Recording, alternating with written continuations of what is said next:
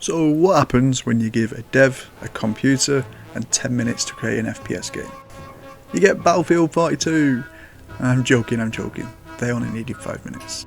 I'm still joking. No, we get Clownfield 42, an FPS parody game. Let's see what it's all about.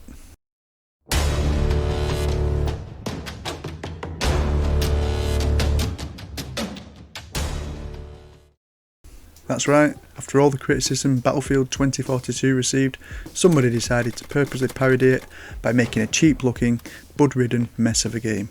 And in doing so, actually created a game that's better, well, at least more fun to play, than its serious attempt of a game counterpart. You see, Clownfield 2042 intentionally has bugs, and honestly it can be hilarious. On one map we had constant flash grenades going off, and about 3 or 4 of us in all one little room trying to kill each other but not having a clue where anybody else was. Just as we start to see each other again, one would go off, and it's hilarious. It can be super funny. Can be. Sometimes you'll just randomly hear gunfire next to you and no one's there.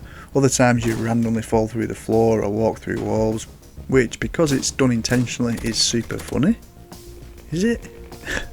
Truth be told, I'm not fully sure what I think about Clownfield and the parody.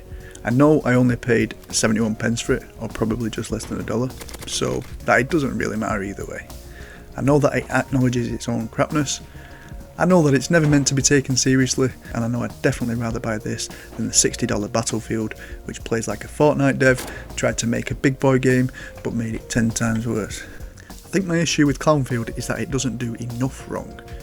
I know I said it can be hilarious, and at times it can, but I found the more I played, the more it just played like a normal knockoff FPS, with people playing it as though it was.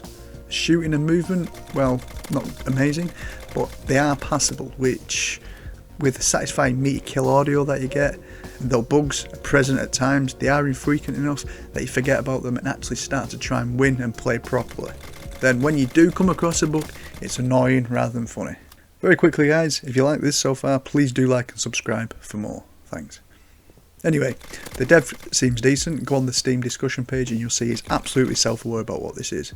He plays the part of the dev of a cash cow, and some of it is quite humorous, until people who can't spot theatre or sarcasm start to ask him serious questions and spoil the fun. With that, I think it's a shame, though it is still early days, that they didn't go all out and make it a complete crapfest.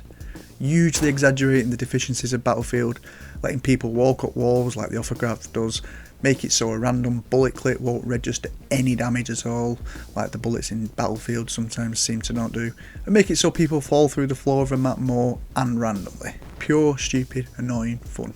The danger is here, if people start playing this unironically, then they might start to realise that it cost 71 pence for a reason. The game is bare bones. Don't get me wrong, that makes sense considering they're poking fun at the lack of variety Battlefield has, with the weapons and skins etc, but here it just looks bare bones through lack of application. Again, it is still in beta of course, so even if it wasn't a mockery of another game, I couldn't be too harsh. But to make a clear and obvious mockery of the game they're poking fun at, they might want to do more. For example, have a few more options for skins, but only offer 2 or 3 different shades of brown, with all but one unlockable after hours and hours of play. This shows effort and application, but still complies with the lack of options narrative. I'm possibly thinking too much of this though. The dev probably just wanted to make a point that greedy AAA companies are pushing out yearly rehashed releases with little to no care or consideration for the quality of the game, or the value their customers get for their money. A noble cause and a point well made. Then perhaps when Battlefield 2042 hype dies down, so might his enthusiasm for this, and who could complain considering the tiny amount we paid and probably had a good few hours of fun with. A worthy return for our money. Let's backtrack a bit though, since I might have gotten ahead of myself here, giving the pros and cons of the game without really explaining what it's like inside.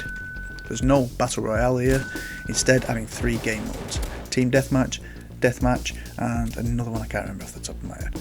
There are 4 or 5 maps, you're given a list of lobbies to choose from that show ping, map, player count, and mode, and then off you pop.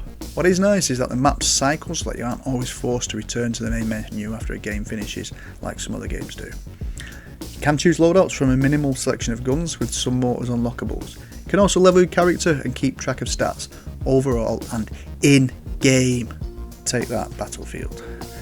There are a couple of other game modes I guess, which one where you can drive an hovercraft a bit you know, like they had to mention the overcraft right, but it's not really up to much. Who knows, maybe more with time. All told though, how can I not recommend Clownfield? It's super cheap, a bit of fun, and pokes fun at greedy AAA studios.